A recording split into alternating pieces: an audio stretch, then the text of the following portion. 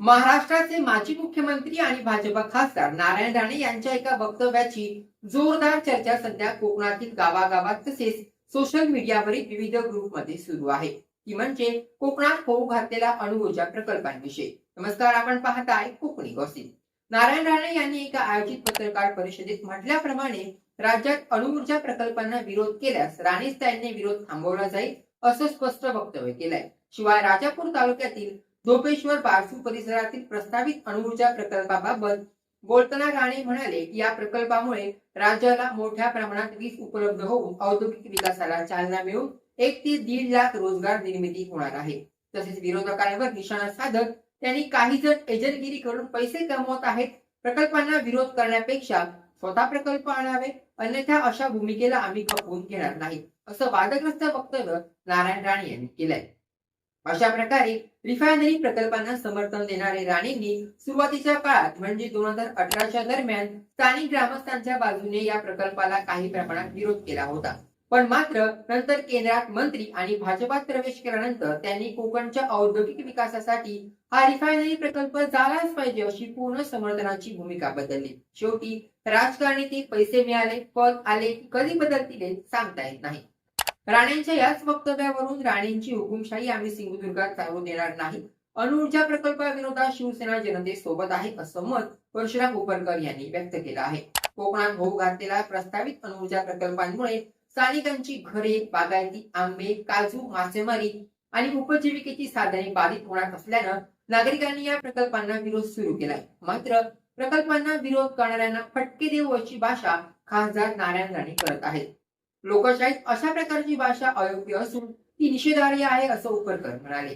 अणुऊर्जा प्रकल्पामुळे वीज निर्मिती होऊन भविष्यात मोठे उद्योग आणि रोजगार निर्माण होतील असा दावा राणे करत आहेत. शिवाय राणे मुख्यमंत्री, राज्यमंत्री आणि केंद्रात मंत्री असताना त्यांनी सिंधुदुर्गात किती रोजगाराच्या संधी निर्माण केल्या याचं उत्तर द्यावं असंही उपरकर म्हणाले.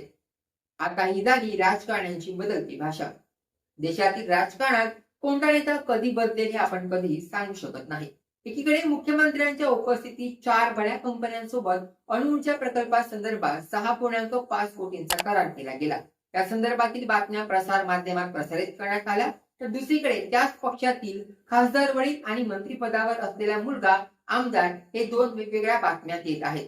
भाजप खासदार राणे म्हणतात जर अणुऊर्जा प्रकल्पांना विरोध कराल तर राणेच त्यांनी उत्तर देऊ. तर दुसरीकडे त्यांचा सुपुत्र असलेला आमदार सिंधुदुर्ग जिल्ह्याचे पालकमंत्री आणि मत्स्य व्यवसाय मंत्री आमदार नितेश राणे हे म्हणतात की सोशल मीडियावर दिशाभूल करणारे संदेश आहेत.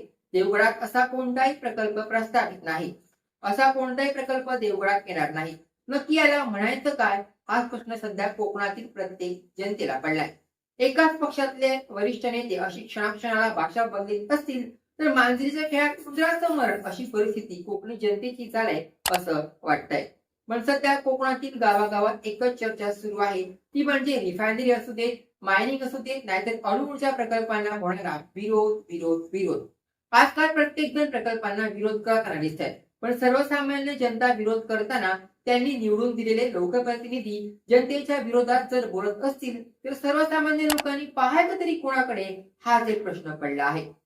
लोकशाहीमध्ये जनतेच्या बाजूने आपल्या विभागातील लोकांच्या समस्या, त्यांच्या समोरील आव्हाने ही लोकसभेत किंवा विधानसभेत मांडण्यासाठी जनता आपल्यातूनच मतदान प्रक्रियेच्या माध्यमातून निवड करून खासदार आणि आमदारांची निवड करतात. खासदार हे लोकसभेत आपल्या लोकांच्या गरजा आणि समस्या मांडतात, तर आमदार हे विधानसभेचे प्रतिनिधित्व करतात.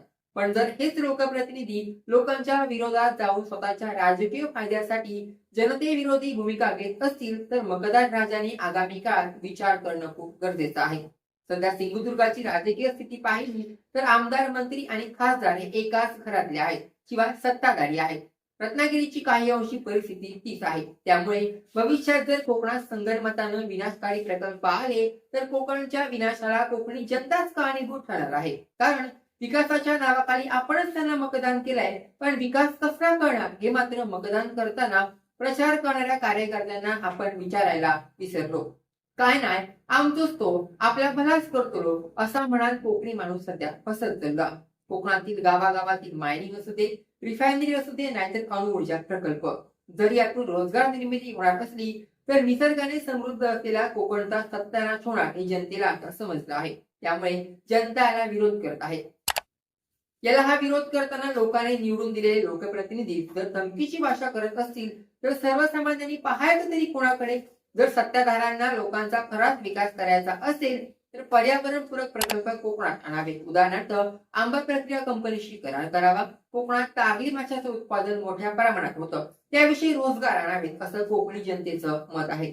कोकणात अनेक समस्या असताना सरकार नको त्या ठिकाणी वेळ आणि पैसा वाया घालवतंय असंही कोकणी जनतेने म्हटलं आहे.